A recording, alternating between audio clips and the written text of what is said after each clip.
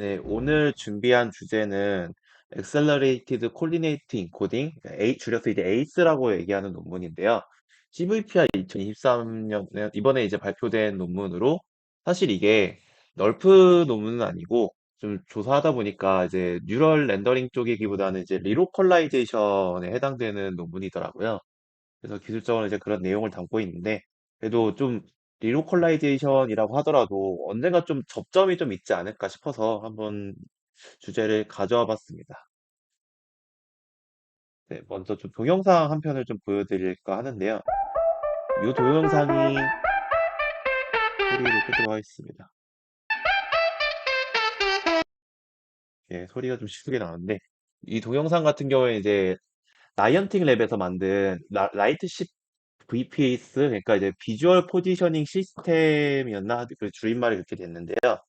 이제 이게 장소를 하나 이제 카메라로 찍었을 때 그 장소에 대한 리로컬라이제이션이 굉장히 잘하는 어플리케이션으로서 이제 나이안틱 랩에서 이제 작년에 이제 만든 애플리케이션입니다. 이제 요 어플리케이션을 소개시켜드린 이유가 사실 이번에 나온 에이스가 작년에 이미 요 라이트십 VPS라고 하는 어플리케이션에 적용된 기술이라고 하더라고요. 그래서 그 작년에 이미 적용된 기술을 올해 CVPR에 이제 공개하면서 논문과 이제 코드를 이렇게 공개하는 식으로 퍼블리시를 했다고 합니다. 그래서 잠깐 이제 비주얼 리로컬라이제이션에 대한 걸 잠깐 짚고 넘어가면은 이제 이 분야의 목적은 2D 이미지 하나를 이제 입력을 받았을 때 이 이미지가 가리키고 있는 실제 3D 공간상에서의 위치를 정확하게 다시 찾는 거. 그게 목적이라고 하고 있습니다. 그래서 가령 우리가 어떤 3D 씬을 맵으로 이제 정밀하게 만들었다라고 가정을 해볼게요.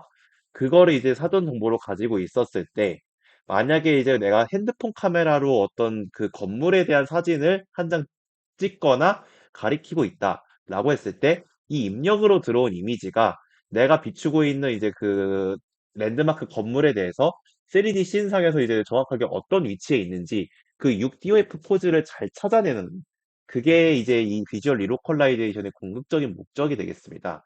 그래서 보시면은 그림에 보시면은 3D 씬부터 해서 이제 3D 씬 코디네이트라는 것까지 지금 나오게 되는데 3D 씬은 그냥 아시다시피 포인트 클라우드 메시 형태든 3D 형태로 복원한 어떤 맵을 나타내고 있고요. 그거에 대해서 이제 어떤 좀 뭐 약간 뎁스 느낌의 어떤 코디네이트를 만드는 게 씬 코디네이트라고 전 이해를 했습니다. 그래서 어떤 RGB 이미지가 들어오면은 이제 그거에 상응하는 씬 코디네이트를 만들어서 2D랑 이 3D 씬 코디네이트 상의 매칭, 코레스폰던스 매칭을 잘 한 다음에 6D 포즈를 찾아내는 것. 이게 이제 전반적인 비주얼 리로컬라이제이션의 과정이라고 볼 수가 있습니다. 그래서 그거를 이제 매핑 스테이지랑 리로컬라이제이션 스테이지로 나눴고, 이제 앞단에서 매핑을 잘 하게 되면은 뒷단에서 제가 말씀드렸듯이 이미지 한 장을 가지고 리로컬라이제이션을 잘 한다라는 게 이제 전체적인 과정이 되겠습니다. 대표적인 게 이제 디퍼런셔블 란삭, 디삭이라고 하는 논문이 있고, 거기서 발전해서 디삭 플러스 플러스 그리고 가장 많이 쓰이는 방법 중에 하나가 디삭 스타라고 하는 방법인데요. 이제 이 디삭 스타라고 하는 방법이 이제 굉장히 정확도가 높아서 많이 사용하고 있다고 이야기를 하고 있습니다. 그래서 그냥 간단히만 짚어보면은 이제 이 디삭스타라고 하는 거는 이 리로컬라이제이션 방법 자체를 엔드 투엔드 러닝으로 풀어내는 방법이 되겠는데요. 보통은 이제 포즈를 추정한다고 하면은 지오메트릭한 정보가 좀 많이 그게 의존성이 좀 크다 보니까 그런 부분에 있어서 이제 러닝으로 어떻게 잘 추정할까라는 게 좀 문제가 됐었는데 그거를 이제 디퍼런셔블 그러니까 미분 가능한 란삭이라고 하는 뭐 어떤 방법을 이용을 해서 거기서 이제 엔드 투 엔드 러닝 방식으로 이거를 지금 풀어내고 있는 게 디삭스타에서의 접근 방법이라고 합니다. 그래서 여기서 특징은 3차원 씬하고 이제 입력 이미지를 받은 거를 이제 3차원 씬하고 이제 비교를 하면서 스파스한 게 아니라 덴스한 어떤 커레스폰던스 쌍을 이제 많이 찾아내고 이거를 기반으로 리로컬라이제이션을 위한 6D 포즈를 잘 찾아내는 게 목적이 되겠는데요. 여기서 이제 추가적으로 엔드 투 엔드로 우리가 이제 덴스 커레스폰던스를 찾으면 이거를 이제 미분 가능한 형태의 어떤 포즈 솔버, 강인한 좀 포즈 솔버를 이용을 해가지고 거기서 이제 최종적인 6D 포즈를 구한다라는 게 이 전체적인 절차가 된다고 합니다. 그래서 여기서의 포즈 솔버는 이제 캅시 알고리즘이라고 하는 알고리즘이나 아니면 퍼스펙티브 엔포인트, 이제 비전 쪽에서 많이 사용하는 이제 PMP 방법을 사용을 하고 있습니다. 네트워크는 주로 이제 CNN, 이제 3x3 CNN과 1x1 컨볼루션 레이어들을 기반으로 이제 형성이 되어 있고요. 그리고 중간중간에 스킵 커넥션이 추가된 형태로 네트워크가 구성되어 있다고 합니다. 그래서 이 논문을 미리 조금 간단하게 말씀드린 이유가 사실 에이스라고 하는 논문이 이 디삭스타에서 이제 거의 구조를 많이 차용했다고 하고 있습니다. 근데 이제 이 디삭스타의 단점이 매핑을 하는 거에 대해서 이제 그 매핑을 하기 위한 네트워크 웨이트의 용량도 상대적으로 클 뿐만 아니라 이거를 이제 한 씬에 대해서 완벽하게, 그러니까 여기서 말하고 있는 96% 정도의 그 매핑이나 이제 리로컬라이제이션 정확도를 확보하기 위해서는 900분이라고 하는 이제 트레이닝 시간이 요구되고 있다라고 얘기하고 있습니다. 그게 지금 한계점으로 지적되고 있고, 그래서 만약에 이 무거운 여기 상대적으로 무거울 수 있는 이 네트워크 용량을 4MB까지 줄이면은 84.3%로 이제 그 정확도 떨어지고 있고, 아니면 이제 다른 H록이라든가 액티브 설치라고 하는 방법들을 보면은 거의 기가바이트 단위로 어 이제 웨이트 용량을 차지하고 있다라는 한계점을 보이고 있습니다. 이 그래프를 이제 가장 앞에 보여준 이유가 에이스는 이제 조금 뜬금없겠지만 이제 에디슨의 명언 이제 시간이 이제 상대적이고 이제 누구에게나 이제 중요하게 주어져 있고 이걸 이제 헛되이 쓰면 안 된다 뭐 그런 이제 류의 명언을 넣었는데 그걸 좀 이제 그걸 굳이 넣은 이유가 우리가 빠르게 할 수 있다는 걸 강조하고 싶었던 것 같아요. 보시면은 이제 에이스의 트레이닝 시간을 보면은 5분 만에 97.1%의 정확도를 달성할 수 있게끔 트레이닝이 돼요. 트레이닝 때는 이제 매핑에 대한 트레이닝 웨이트 자체도 4MB로 굉장히 작은 형태로 이제 나오고 있는 걸 볼 수가 있고요.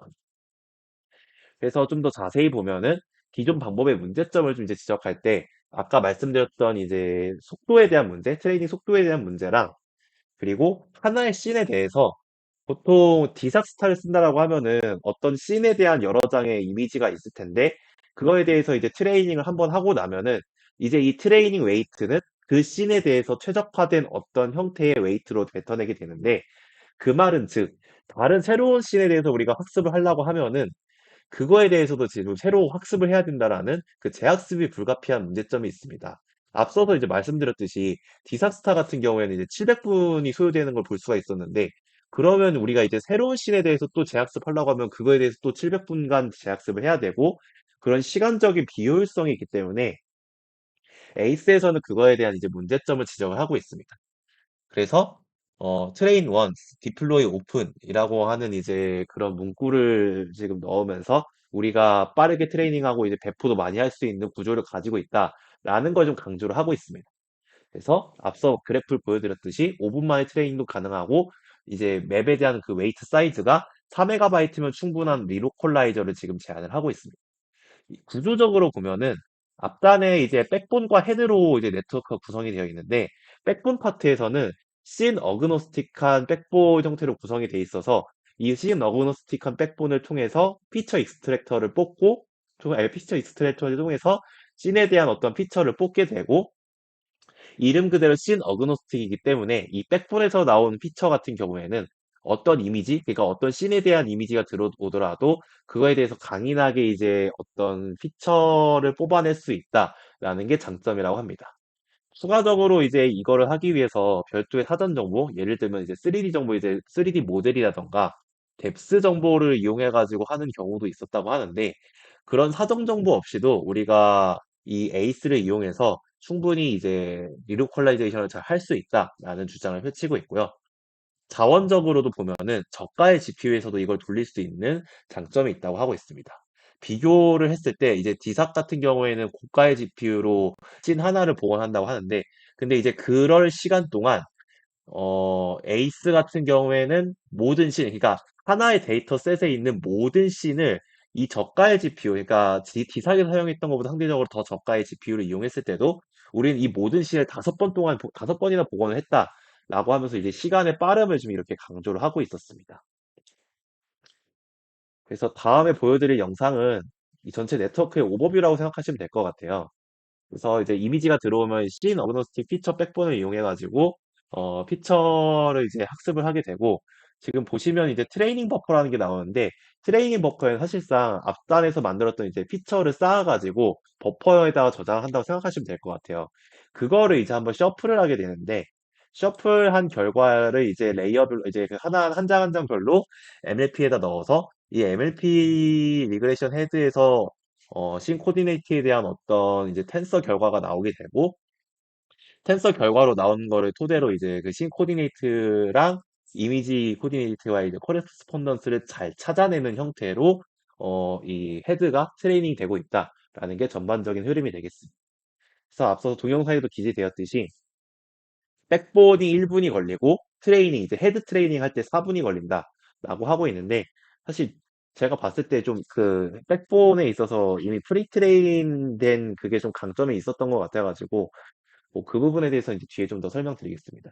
그래서 전체 구조에 대해서 이제 전체적인 흐름에 대해서 좀 다시 자세히 말씀드리면은 여기서 말하는 이제 러닝 기반의 커레스폰던스를 찾는 추정을 하는 이 방법의 궁극적인 목표는 정확한 카메라 스페이스로부터 이제 카메라 스페이스로부터 씬 스페이스 그러니까 매핑이 된 어떤 결과물이 있는 공간이 씬 스페이스라고 해볼게요.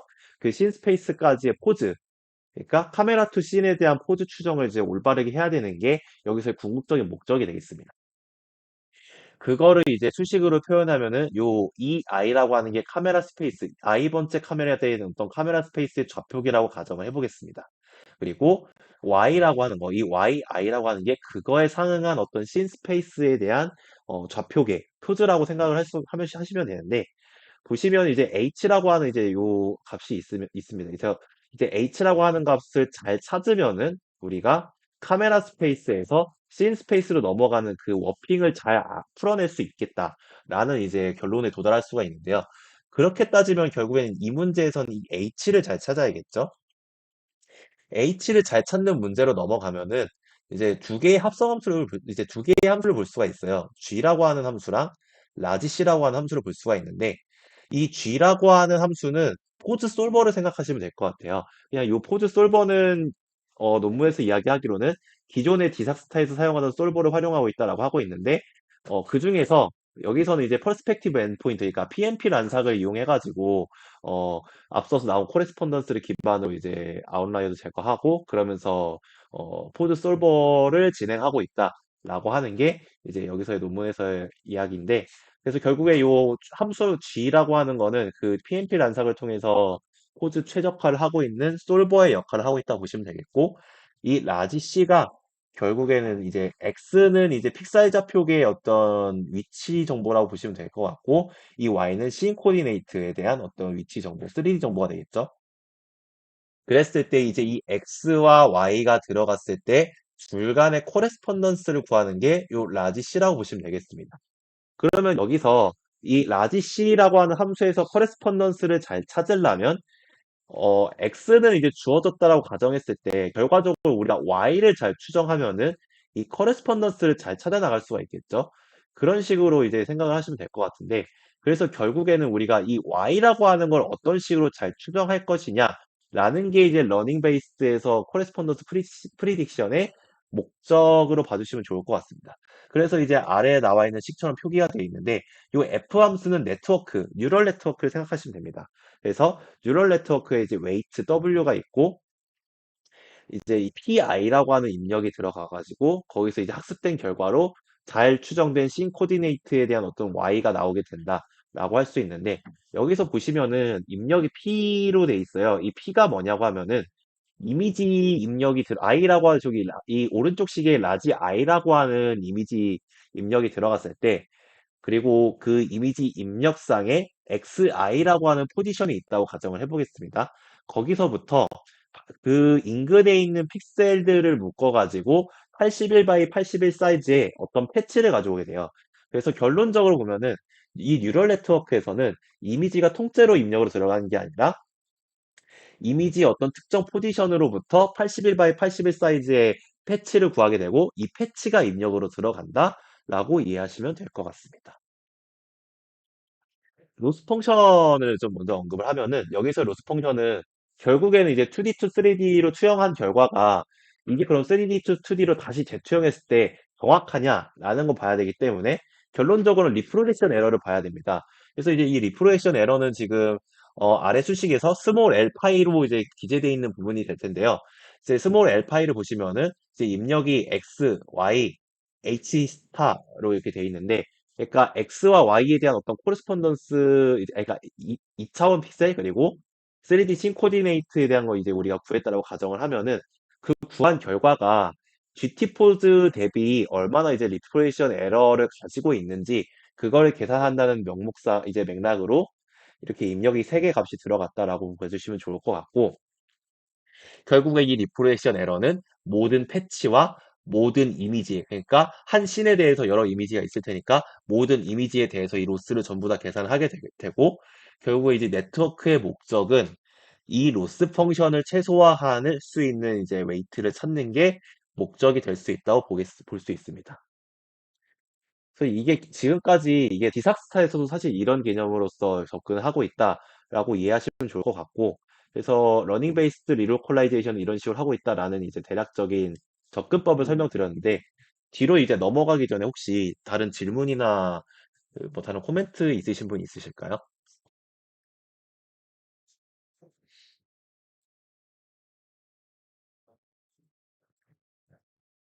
그 카메라 코디네이트랑 그 씬 코디네이트이 그 카메라 중심으로 했을 때 코디네이트 한 거랑 씬 중심으로 코디네이트 한 거가 맞나요? 아, 네, 맞습니다. 이제 매핑된 어떤 공간을 씬 코디네이트라고 얘기하고 있는데, 사실 이걸 리얼월드로 가정하면은 월드 코디네이트 역할을 한다고 볼 수 있지 않을까라고 음. 생각은 했습니다. 네.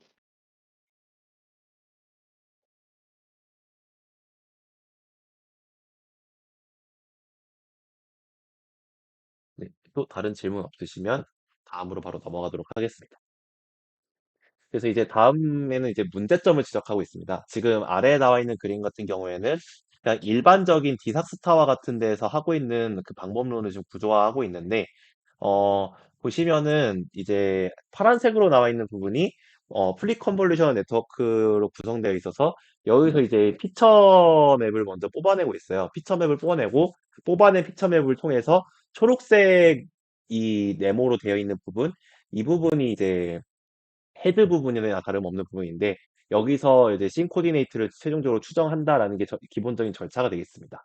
근데 여기서의 문제점이 동일 이미지상에서 이제 매 이터레이션마다 최적화를 수행한다라고 이제 설명을 하고 있는데, 이 기존 방법론 같은 경우에는 아무래도 이제 한 이미지에 대해서 뭐 셔플링이라든가 그런 것 자체가 아예 없으니까, 예를 들어서 어떤 픽셀 위치 하나에 대해서 어떤 로스랑 그레디언트를 구해졌다라고 이제 가정을 했을 때, 인근 픽셀로 넘어가면 이제 그 주변에도 결국에 유사한 로스랑 그레디언트를 보인다라고 할 수가 있는데요.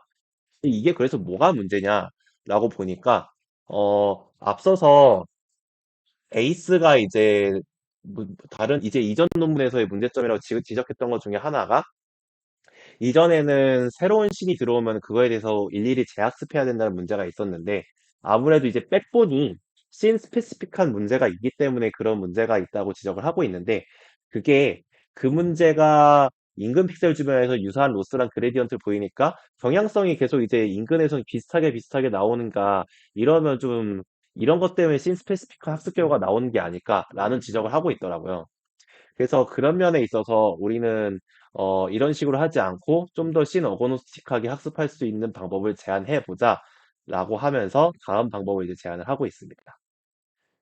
다음으로 나오는 게 이제 그레디언트 디코릴레이션이라고 이름이 붙은 방법인데, 일단 기본적인 컨셉 자체는 여기서 앞서서 이제 말씀드렸던 트레이닝 버퍼에 대해서 셔플링을 진행을 하고 있습니다. 여기서 셔플링을 굳이 한 목적은 아까 말씀드렸던 그 픽셀 유사도 같은 부분들에 대한 연관성, 그거를 최대한 떨어뜨리고 싶어서 수행한 것으로 보이는데, 이게 지금 대략적으로 봤을 때는 뭐 만약에 어떤 피처 맵이 3차원 형태로 나왔다고 가정했을 때 그 모든 차원에 대한 엘리멘트 하나를 다 이제 여러 부퍼에 대해서 여러 트레이닝 피처 맵에 대해서 다 섞는 게 아니라 하나의 뭐 x-액시스라던가 y-액시스를 하나를 기준으로 두고서 그거를 기준으로 셔플링을 하지 않았을까라는 이제 어렴풋한 생각은 들고 있고요. 물론 이거는 이제 정확하게 논문사에서 정확한 언급은 없었지만 한번 확인이 필요한 부분으로 좀 알고 있습니다. 네, 아무튼 마저 설명드리면, 그래서 이 방법을 썼을 때 논문에서 주장하기로는 이제 트레이닝 안정성과 학습 수렴도를 확보했다고 하고 있어요. 그러니까 안정적으로 이제 어그노스틱하게 학습할 수 있다는 장점을 확보함과 동시에 학습 수렴하는 그 수렴 속도도 기존 방법 대비 빨랐다라는 주장을 펼치고 있습니다. 그래서 이 셔플을 할 때 그러면 저도 솔직히 좀 의문이었던 게 피처맵을 뽑았던 거를 그냥 임의로 셔플을 하다 보면은 그럼 이거를 통해서 뒷단의 헤드에서 어떻게 그러면 지오메트릭한 걸 잘 로버스트하게 추정을 할 수가 있는 거지? 라는 좀 의구심은 들었는데 이게 뒤에서 보니까 트레이닝 버퍼에 들어가는 요소들이 백본에서 트레이닝을 통해서 얻은 그 피처맵뿐만 아니라 그 피처맵에 상응하는 픽셀 포지션 그리고 카메라 인트린식, 그라운드 트루스 포즈까지 이제 이런 지오메트릭한 정보가 모두 같이 들어간다고 하고 있습니다.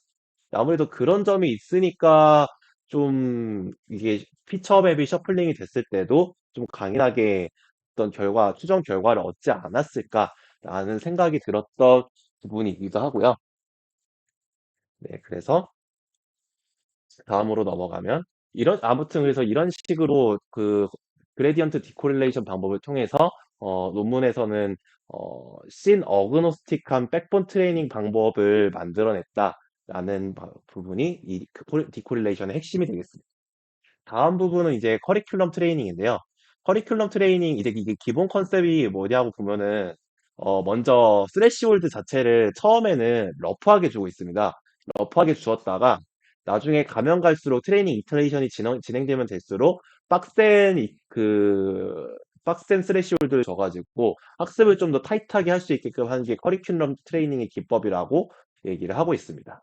그래서 이 논문에서도 논문에서는 이제 이거를 무빙 인라이어 스레시홀드라는 이름으로 이제 얘기를 하고 있는데, 그래서 이 스레시홀드를 처음에는 러프하게 갔다가 점점 타이트하게 리프레션 에러에 대한 스레시홀드를 좁혀가는 식으로 여기서도 기법을 적용을 하고 있습니다. 앞서서 이제 전체 로스 펑션을 대략적으로 보여드렸는데, 그 전체 로스 펑션 중에 이 L 파이를 조금 자세히 설명드리면은 이 L 파이라고 하는 것도 이 헷 파이랑 그리고 요 L 제로놈으로 구성되어 있는 요 식으로 이제 두 가지로 나눌 수가 있는데 만약에 추정된 Y 씬 코디네이트가 어떤 유효한 범위 내에 들어온 결과를 보이면은 그냥 원래 할 수 있는 그 리프레션 에러를 계산을 하고 있습니다. 여기서의 유효 범위는 이제 이미지 플레인으로부터 짧게는 10cm, 그리고 길게는 1000m까지 떨어지는 걸 이제 범위로 두고서 이제 그 리프레이션 이제 유효 범위를 계산하고 있다고 하는데 만약에 그럼 이 유효 범위를 넘었을 때는 어떻게 하냐라고 하면은 여기 보시면 이제 이 yi가 추정 결과라고 가정을 하면은 y 햇 그러니까 y 바 i라고 하는 어떤 더미씬 코디네이트를 하나 만들어내고 있습니다. 이 더미씬 코디네이트 같은 경우에는 10m라고 하는 어떤 고정된 이미지 그 플레인 깊이 딱 거기에 이제 선정을 해놓고 그 깊이에서 이제 어떤 그라운드 트루스 포즈를 기반으로 해서 임의의 어떤 더미싱 코디네이트를 하나 만들어낸 다음에 어 여기서 만들어낸 코디네이트랑 내가 추정한 결과랑 이제 비교를 하는 거죠. 그래서 이게 어느 정도 일치하는지 그 오차를 계산하는 게 이제 L0놈을 이용해가지고 계산하는 게 요 아래의 식에 대한 설명입니다. 그래서 그런 식으로 지금 리프레션 에러를 계산을 하고 있는데 요 이 헷 파이라고 하는 부분을 조금 더 자세히 설명드리겠습니다. 원래는 이제 아마 이 파이라고 하는 게 에런놈으로 계산하고 있는 걸로 알고 있어요. 그래서 포즈 추정에 대한 개투형 오차 결과를 에런놈이나 아니면 이제 에런에다가 루트를 씌운 꼴로 해서 픽셀 오차를 지금 계산하고 있는데 여기 같은 경우에는 이제 하이퍼볼릭 탄젠트 형태로 그 함수를 지금 바꿔놓고 있습니다. 이것도 이제 논문에서는 그 실험을 통해서 자기들이 이제 조정했을 때, 요 하이퍼볼릭 탄젠트 꼴이 좀 더 안정적인 결과가 나왔다라는 주장을 펼치면서 하이퍼볼릭 탄젠트를 썼다고 하고 있는데, 하이퍼볼릭 탄젠트에 들어가는 인자를 보면은, 분자에 들어간 요 이파이가 오리지널 리프로젝션 에러라고 생각하시면 될 것 같아요. 디삭스타에서도 이걸 사용하고 있고요. 그거를 이제 타우 t라고 하는 걸로 이제 나누고 있는데 이 타우가 스레시홀드라고 생각해 주시면 좋을 것 같아요. 스레시홀드인데 함수꼴로 되어 있는 걸 볼 수가 있습니다. 보시면 이 t라고 하는 거는 트레이닝 프로세스를 0부터 1까지 이제 그걸 이제 퍼센테이지화 했다고 볼 수가 있는데 그 퍼센테이지화된 어떤 t 값을 인자로 넣어서 어, 그럼 이제 그 인자로 들어간 거에다가 웨이트를 주는 거죠. 그 웨이트는 이제 타워 맥스에다가 주게 되는데, 타워 맥스랑 민을 이제 사전에 설정을 하고 있습니다. 타워 민 값은 이제 1픽셀, 타워 맥스 값은 이제 50픽셀. 그래서 이 민맥스 스레시홀드를 이용을 해가지고, 우리가 그 스레시홀드에 대한 레인지를 좀 이제 조정하고 있다라고 볼 수가 있는데, 여기서 그 스레시홀드 스케줄링 하는 방법에 있어서 리니어 스케줄 스레시홀딩이라던가 뭐 그런 여러 가지 방법이 있다고 합니다. 그래서 논문에서 이 스케줄링 방법은 서큘러 스케줄 스레시홀드라고 지금 얘기를 하고 있습니다. 아무래도 이 웨이트에 대한 식이 이런 꼴로 나오다 보니까 이거를 서큘러라고 표현하지 않았을까 하고 생각이 되는데, 보시면은 이제 1-t 제곱에다가 루트를 지우는 형태로 그렇게 지금 웨이트를 주고 있습니다. 그래서 보시면은 트레이닝 이터레이션의 초반부라면은 결국에 이제 1에 가까운 어떤 숫자가 나올 테니까 타우 맥스에 좀 더 초점을 맞추게 돼 있어요. 근데 반대로 이제 그 t가 점점 커지면 커질수록 이 웨이트 값이 작아질 테니까 타우 맥스를 죽여나가겠죠. 그러면서 마지막에는 결국 이 타워 맥스, 만약에 이 타워 맥스가 옆에 붙어 있는 웨이트가 0이 된다고 하면 이제 타워 맥스는 사실상 사라지게 될 테고, 타워 민, 그러니까 1픽셀의 스레시홀드를 주면서 이제 빡세게 진행이 된다. 라고 볼 수가 있습니다. 그래서 이런 식으로 이 논문에서는 커리큘럼 트레이닝을 적용을 하고 있습니다. 네, 다음으로 이제 백본 트레이닝에 대한 부분을 이제 간단하게 설명을 하고 있는데요.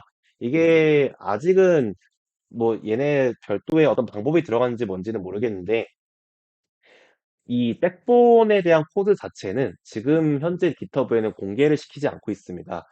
이게 저도 아무래도 이 뭐 영업 비밀 같은 건지 뭔지 모르겠는데, 그런 부분에 있어서 현재 이 백본 트레이닝 코드 자체는 비공개되어 있고, 근데 만약에 너네가 우리가 같은 방법으로 이제 백본 트레이닝을 하고 싶다라고 하면은 기존에 있는 댄스 피처 디스크립터 익스트랙터 알고리즘을 이용해가지고 뽑아도 된다라는 식으로 이제 주장을 펼치고 있습니다. 예를 들면은 슈퍼 포인트라던가 아니면 시프트 플로우, R2D2, 디스크 같은 이제 방법을 이용을 해서 앞단에서 이제 백본에서 이걸 이용해서 댄스한 싱 코디네이트를 위한 피처 맵을 뽑아내는 형태로 니네가 잘 커스터마이징 하면은 백본 구조를 만들 수 있을 것이다 라는 논리를 펼치고 있고요. 그래서 이런 식으로 이제 백본 트레이닝을 하면은 어, 백본 트레이닝 하게 될 텐데, 앞서서 말씀드렸듯이 기존에는 단일 씬에 대해서 하나의 리그레션 헤드를 이제 각각 트레이닝 한다고 하면은 일단 백본 자체가 씬 어그노스틱하게 트레이닝이 되다 보니까 이런 식으로 이제 피처 씬 어그노스틱하게 어떤 씬에 대해서 이제 백본으로부터 피처를 얻을 수가 있고, 그리고 특이점은 트레이닝 완전히 이제 트레이닝 할 때 각 씬별로 MLP 헤드를 준다고 하고 있어요. 그래서 예를 들어서 4개의 씬이 있다라고 하면 이제 4개의 MLP 헤드를 두고서 그 MLP 헤드마다 이제 병렬적으로 학습을 한 다음에 거기서 이제 최종적인 씬 코디네이트를 얻는다라는 게 절차가 되겠습니다. 그래서 이거 식은 그냥 이제 이 FB가 백본 네트워크고 FH가 헤드 네트워크라고 이해하시면 되겠습니다. 그래서 백본에서 PI 이 패치를 입력을 넣어가지고 이제 학습을 한 결과가 나오면 그 결과를 헤드 네트워크에 넣어서 이제 학습하고 그 결과가 나오는 게 씬 코디네이트가 나올 것이다 라고 보시면 되겠습니다. 그래서 논문에서 설명하기로는 이 백본에 대한 거는 말씀드렸듯이 이제 GitHub에 코드는 공개되어 있지 않는데 프리트레인드 웨이트를 얘네가 제공을 하고 있어요.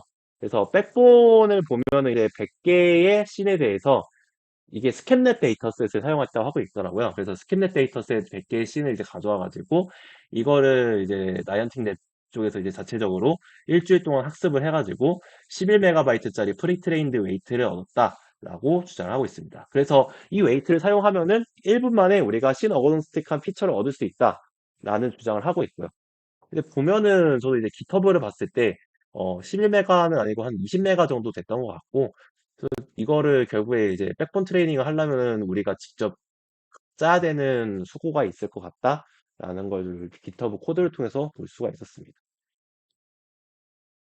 그래서 네트워크 아키텍처를 좀 보면은 백본에서는 이제 입력이 이제 그레이스케일 이미지 패치가 들어가게 될 테고, 이게 이제 이걸 통해서 네트워크, 아래 나와 있는 그림 형태의 이제 네트워크를 거치고 나면은 512 채널의 피처맵이 나올 텐데, 이건 이제 스파셜 레졸루션이 이미지 패치보다는 8분의 1배로 축소된 형태의 어떤 피처맵이 나오겠죠.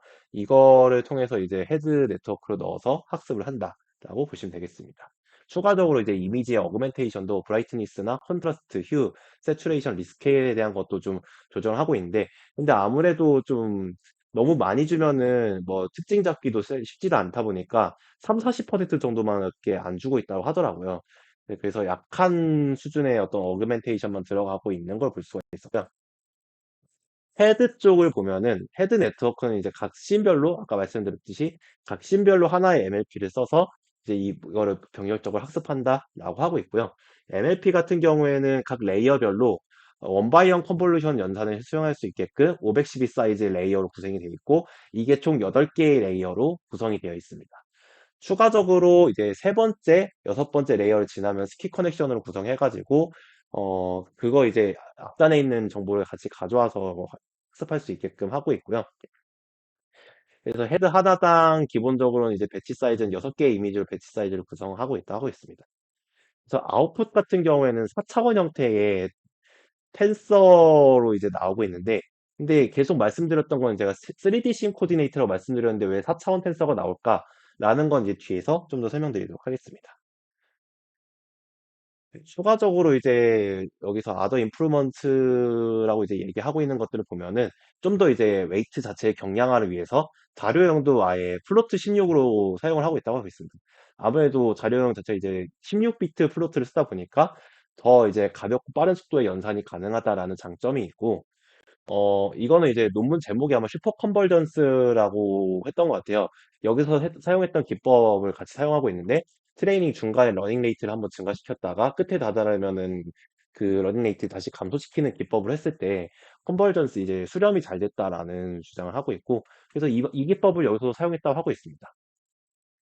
마지막으로 이제 3차원 좌표를 씬 코디네이트 이제 아웃풋으로 나오는, 헤드에서 아웃풋으로 나오는 게 3차원 3D 코디네이트로 직접적으로 뱉어주는 게 아니라 호모지니어스 코디네이트 형태로 이제 뱉어주는 그런 식으로 아웃풋을 도출하고 있다고 합니다.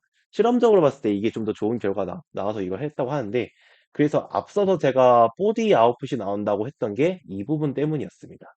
그래서 사실상 이제 이 W 해시라고 하는 게 일종의 스케일링, 그러니까 XYZ에 대해서 어떤 스케일링 요소가 들어간 부분이라고 볼 수가 있는데, 우리가 이제 오리지널 X, Y, Z를 구해야 된다라고 가정을 하면은 여기서 이제 아웃풋으로 나오는 것은 x, y, z, 그리고 w 햇이 나오게 됩니다.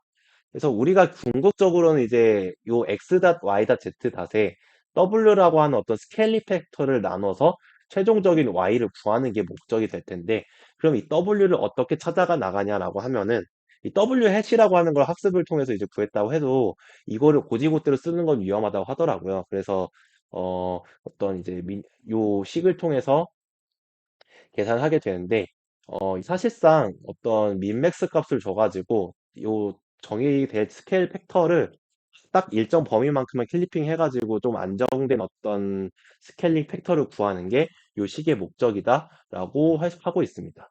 그래서 S 민맥스를 이제 0.01부터 4.0까지 별도의 레인지를 주고 있었고, 베타 같은 경우에는 이제 오른쪽 식처럼 정의가 되어 있는데, 일단 궁극적으로 요 베타의 역할은 만약에 입력으로 나온 W 해시 0으로 이제 결과가 나왔을 때, 그래도 우리는 이제 W라고 하는 걸 최대한 1로 맞춰줘야 된다라고 지금 하고 있어서, 이 호모지니어스 코디네이터라고 하는 것 자체가 어, WX, WY, WZ, W라고 이제 얘기를 할 수 있고, 이거를 스케일 팩터로 이제 나누면은 X, Y, Z, 1 형태로 보통 최종적인 아웃풋이 나오게 되는데, 아마 그런 꼴로 만들어주기 위해서 이렇게 얘기하지 않았을까라고 생각은 들고요. 그래서 그거를 이제 W 해시 0일 때 W가 최대한 1로 맞춰질 수 있게끔 조정해주는 파라미터 역할을 하는 게 베타의 역할이라고 볼 수가 있습니다. 그래서 논문에서는 이제 이 부분에 대해서 중립적인 W를 얻고자 한다라고 하고 있고, 그래서 최종적으로는 이제 이 Y라고 하는 걸 구할 때 Y 닷, 그러니까 요 X 닷 Y 닷 Z 닷에 대한 거를 W로 나눈 결과라고 볼 수가 있습니다. 그래서 이걸 통해서 이제 실제 3D 좌표 XYZ가 나오면은 이 학습 결과 같은 경우에는 이제 매핑 프레임과 관련된 그 카메라 포즈의 평균 트랜스레이션 값에 대해서 상대적으로 학습된 꼴이다라고 얘기를 하고 있고요. 최종적으로 나온 이제 Y 같은 경우는 Y꼴의 그 3D 텐서 같은 경우 이게 PMP 란삭을 통과해가지고 최적화를 거쳐서 최종적인 아웃풋이 나온다라는 게 최종 절차가 되겠습니다. 이거는 추가적인 내용입니다. 그래서 왜 요 내용이 추가됐냐라고 하면은 사실 요 에이스라고 하는 게 그러니까 룸 스케일의 스몰 씬에 대한 것도 잘 리로컬라이제이션 하고 싶은데 보통 이제 어떤 랜드마크 건물 이제 바깥에 아웃도어에서 진짜 커다란 랜드마크 건물에 대해서 리로컬라이제이션 한다고 하면은 단순히 단일 에이스만 가지고는 좀 한계점이 있었다라는 점이 지적되고 있어서 지금 이 논문에서 이제 포커라고 이제 네이밍을 짓고 있었는데 사실상 이제 앙상블 러닝 기법을 사용했다고 하고 있어요. 그래서 여기서 지금 네 개로 좀 선정했는데 왜 네 개를 했는지는 뒤에 실험 결과를 통해서 말씀드리겠습니다. 아무튼 네 개의 동일한 에이스 헤드 구조를 만든 다음에 이들을 이제 독립적으로 학습시키는 방법으로 이제 앙상블 러닝을 하고 있는데 이 앙상블 러닝을 했을 때 좀 큰 씬에 대해서는 확실히 이게 효과가 있었다라고 주장을 펼치면서 이 방법을 적용했다 하고 있습니다. 이 방법 자체의 이제 흐름을 보면은 매핑 프레임들을 이제 서브 리전에 따라서 클러스터링 한 다음에 각각의 영역에 특화된 어떤 학습 결과를 도출한다라는 게 이제 목적이 될 수가 있고요. 프로세스를 보면은 처음에는 이제 클러스터 하나가 있고 그 클러스터 하나에 모든 이미지를 넣어서 초기화를 하고 있습니다. 그래서 이 타겟 클러스터 넘버 n에 다다를 때까지 이제 아래의 과정을 반복을 하게 되는데 만약에 가지고 있는 클러스터 개수가 몇 개 있다고 했을 때 그 클러스터 중에서 이제 가장 많은 이미지 수를 가지고 있는 클러스터를 선택을 하게 됩니다. 예를 들어 이제 첫 번째 같은 경우에는 당연히 이제 1번 클러스터 하나만 있으니까 그걸 선택을 하게 되겠죠. 이 선택된 클러스터를 K-민즈 클러스터링 기반으로 두 개의 클러스터로 나눕니다. 두 개의 클러스터가 나눠진 상태에서 이 둘 중에 좀 더 이미지 개수가 많은 클러스터가 있으면 그걸 다시 선정을 해가지고 거기서 또 K-민즈 클러스터링을 쪼개게 되고 쪼개고 들어가서 만약에 이 클러스터 개수가 내가 설정한 N개에 다다르게 됐을 때 이 반복을 멈추고 클러스터링이 결과로서 이제 그 이미지가 이렇게 서브 리전으로 나눠진다라고 볼 수가 있습니다. 그래서 이런 식으로 이제 만약에 이제 n을 4로 설정하면 그만큼 이제 4개의 클러스터링을 하게 되겠죠. 그런 식으로 진행을 하고 있습니다. 실험 결과 이제 먼저 동영상을 보여드리겠습니다. 이거는 룸스케일 씬에 대한 뉴럴 매핑 결과인데 이런 식으로 빠르게 이제 맵 학습을 하고서 나온 결과를 보면은 이제 맵을 만들어내고서 카메라가 움직이면서도 이미지 프레임이 잘 들어왔을 때도 이미지 대비 씬 코디네이트 이제 그거를 기반으로 내가 이 카메라가 지금 어디 위치를 가리키고 있냐라는 걸 잘 볼 수가 있고 오른쪽 위에 보시면 이제 그래프가 나오고 있는데 포즈 에러가 상당히 이제 작은 쪽에서 계속 이제 맴돌고 있는 거, 그 작은 쪽에서만 이제 그 결과가 나오고 있는 거 그걸 이제 볼 수가 있습니다. 다음은 이제 이게 앙상블을 적용한 결과인데요. 그래서 이제 포커라고 이름을 붙였는데 큰 씬에 대해서 이제 앙상블 러닝을 적용해가지고 했을 때 어떤 구조물을 이렇게 복원하고 났을 때 결과를 보면은 리프레션 에러가 이제 낮은 형태로 나오고 있는 거 지금 보시면은 이제 낮은 수치의 카메라 포즈 에러에서 맴돌고 있는 거를 볼 수가 있죠. 이제 요게 분홍색, 노란색, 파란색 색깔이 나온 게 아마 그 색깔별로 그 클러스터링 해가지고 앙상블 러닝을 진행한 것 같은데 그런 식으로 쪼개서 학습한 결과가 이제 다음과 같이 나오고 있습니다. 이거는 이제 간단히 보시면은 이제 여러 가지 씬에 대해서도 지금 결과가 잘 나오고 있다라는 거를 보여드리고자 이제 영상을 다시 담아봤고요. 네, 간단히 보고 넘어가겠습니다. 그래서 표를 보시면은 인도어 로컬라이제이션 결과를 보면 이 FM이라고 하는 게 단순한 피처 매칭 기반의 방법으로 알고 있습니다. 그래서 D 블라드나 이제 뭐 H록, 픽스록, 뭐 시프트 기반의 AS 방법 같은 거 다 있는데 이제 보시면은 매핑을 할 때 사전 정보 맵시나 뎁스 같은 사전 정보가 있냐 없냐, 매핑 타임이 얼마나 걸리냐, 맵 사이즈, 웨이트 사이즈가 얼마나 걸리냐로 이제 비교를 하고 있는데 보시면은 이제 요 상단부에는 이제 1.5시간 정도 걸리고 맵 사이즈가 굉장히 크게 나오는 것도 볼 수가 있는데 SCR이랑 씬 코디네이트 리그레션, 그러니까 디삭스타류의 방법들을 했을 때 맵 사이즈는 상대적으로 작게 나오지만 매핑 타임 자체가 오래 걸리고, 혹은 맵 사이즈가 그거보다 더 커졌는데 그래도 이제 속도는 좀 줄어들었다. 라는 이제 이런 트레이드 오프가 있는 걸 확인할 수가 있겠습니다. 그래서 이제 두 번째 요 행 같은 경우에는 뎁스 프라이어가 들어간 형태다 보니까 조금 더 결과가 잘 나왔다라고 하고 있는데, 그래서 뎁스 프라이어가 또 없고 용량도 작고 그리고 매핑 타임도 짧게 나왔을 때는 어떻게 하냐, 어떤 결과가 나왔냐 보면은 이제 그런 부분에 있어서는 에이스가 굉장히 좋은 결과를 보이고 있는 걸 확인할 수가 있습니다. 사실 보면은 이제 디삭스타를 이제 풀로 돌렸을 때랑 에이스랑 비교 결과가 거의 이제 유사하게 나오고 있는데, 차이점이라고 하면 이제 에이스는 5분 돌렸을 때 디삭스타는 15시간, 에이스가 이제 용량이 4MB밖에 안 나왔을 때 28MB 나온 거. 그런 이제 비용적인 차이가 좀 크기 때문에 그런 부분에 있어서 이제 압도적으로 강력한 성능을 지니고 있다. 라는 게 이제 에이스의 큰 장점이 되겠습니다. 그래서 좀 더 큰 씬에 대해서도 이제 잘 나오고 있다라는 걸 이제 보이는데, 이번에는 이제 앞서서 말씀드렸던 포커, 그러니까 앙상블 러닝의 결과를 이제 같이 넣고 있습니다. 그래서 앙상블을 아무래도 했다 보니까 20분, 이제 4배 정도, 20분 걸렸고, 이제 용량도 4배 정도 이제 나왔는데, 큰 씬에 대해서 이제 굉장히 좋은 결과, 에러 값을 이제, 낮은 에러 값을 보이고 있는 거를, 디삭스타 풀로 돌렸을 때와 거의 유사하게 나오는 걸 볼 수가 있었고요. 그래서 에이스 앙상블 이제 어빌레이션 스터디격으로 앙상블 러닝할 때 이제 몇 개의 클러스터로 나누고 이제 모델 학습을 하는 게 좋을까라는 걸 지금 비교하는 표인데요.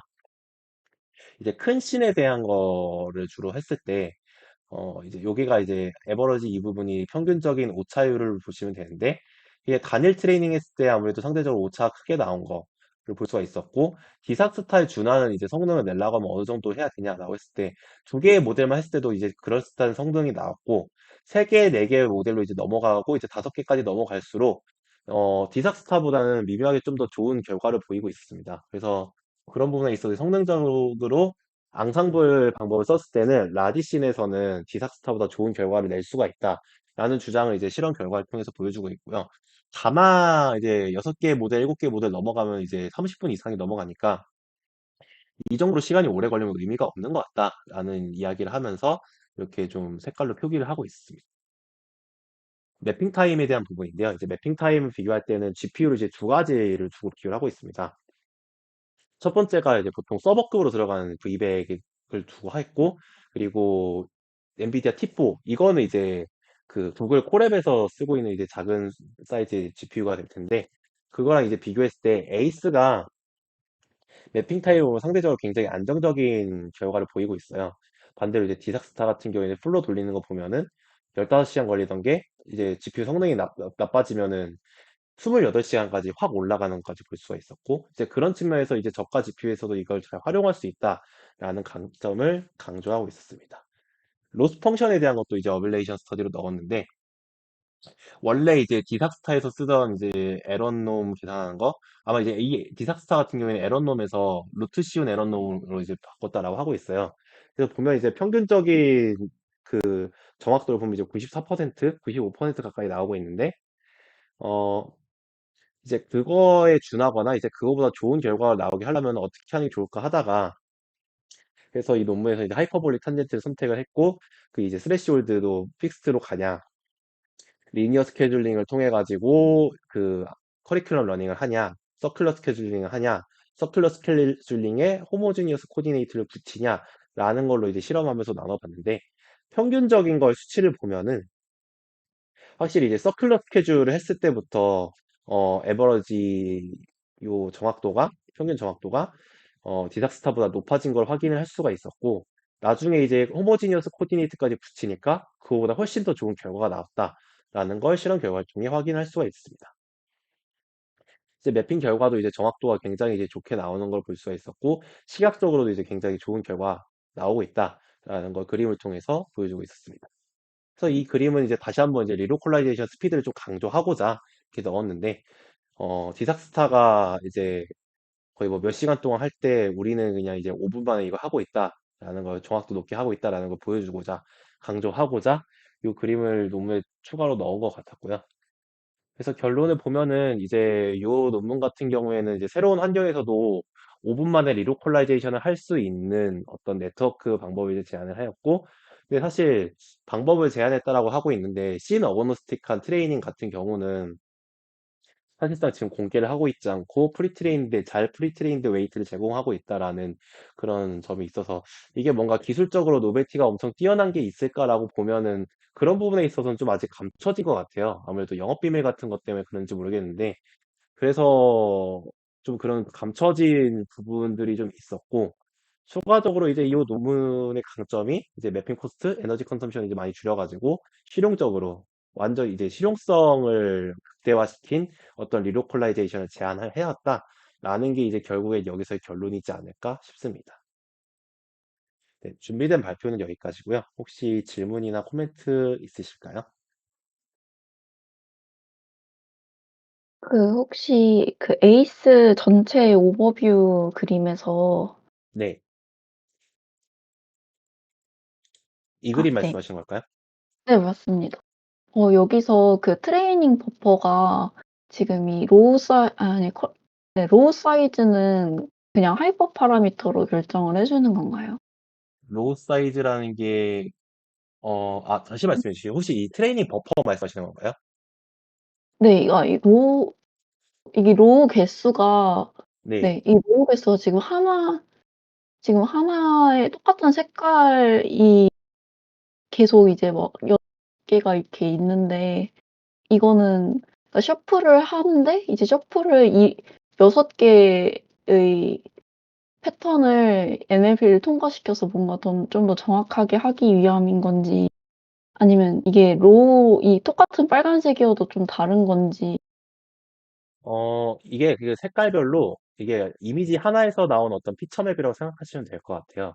그리고 아까 처음에 말씀하셨던 건 아무래도 그 트레이닝 버퍼 그 사이즈가 하이퍼 파라미터로 들어가는지에 대한 여부를 질문 주신 것 같은데, 네, 그건 맞습니다. 트레이닝 버퍼는 이제 하이퍼 파라미터로 사이즈를 이제 픽스 해가지고 가고 있습니다. 어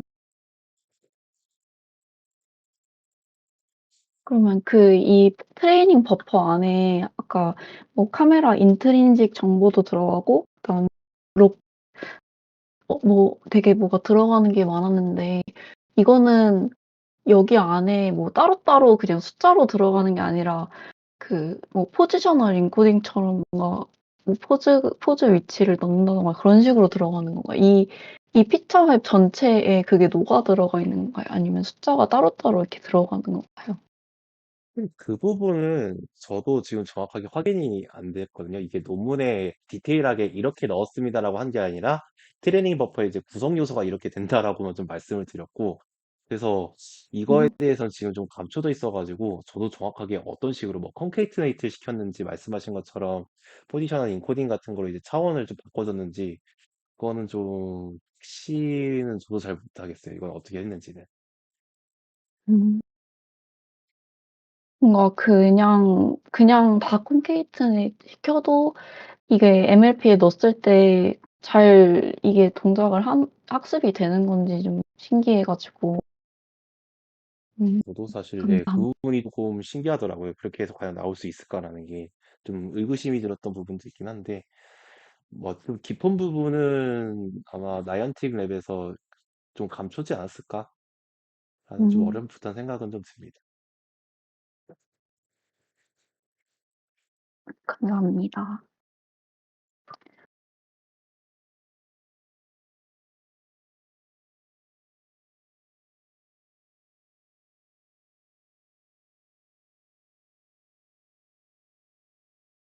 또 추가 질문 있으실까요?